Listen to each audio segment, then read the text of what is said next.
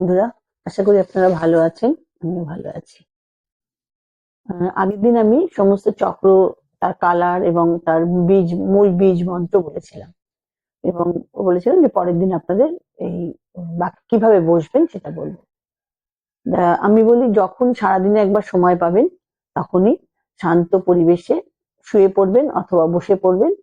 বসলে সহজ আসনে বসবেন এবং 3 থেকে 5 বার ডিপ ব্রিথ করবেন। নাক দিয়ে নেবেন এবং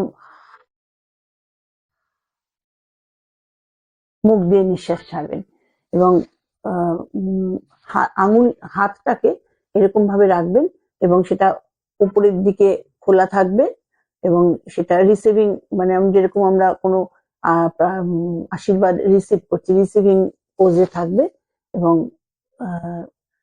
প্রতিটা চক্রের কালার ভেবে 27 বার করতে পারেন মিনিমাম, এবং ম্যাক্সিমাম, বা ম্যাক্সিমামের কোনো ঠিক নেই, যত আপনি 108 বার করলে আরো ভালো হয়। প্রতিটা চক্রের রং ভেবে বীজ মন্ত্র জপ করবেন। এবার কি করবেন, প্রথমে বসে বা শুয়ে পড়বেন, শিরদাঁড়া সোজা রাখবেন। যেভাবেই করেন শিরদাঁড়াকে সোজা রাখবেন, পা দুটো সাইডে রাখবেন, মানে জোড়া রাখবেন না, তাহলে শিরদাঁড়াটা সোজা থাকবে।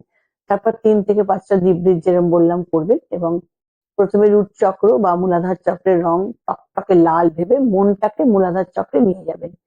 নিয়ে গিয়ে লাং লাং লাং যতবার পারবেন ততবার করবেন, এবং কতক্ষণ করবেন তার কোনো সীমা নেই।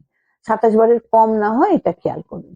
এবং তারপরে বাং ইত্যাদি পরপর প্রতিটা চক্রের চ্যান্ট করবেন, এবং এই যে ভাইব্রেশনটা হচ্ছে, যেটা আপনি বলছেন বলে চক্রের নাম এবং কালার, তাতে একটা আলাদা ভাইব্রেশন তৈরি হচ্ছে, যার জন্য সেটা যদি আপনি দিন টানা করেন তাহলে দেখতে পাবেন যে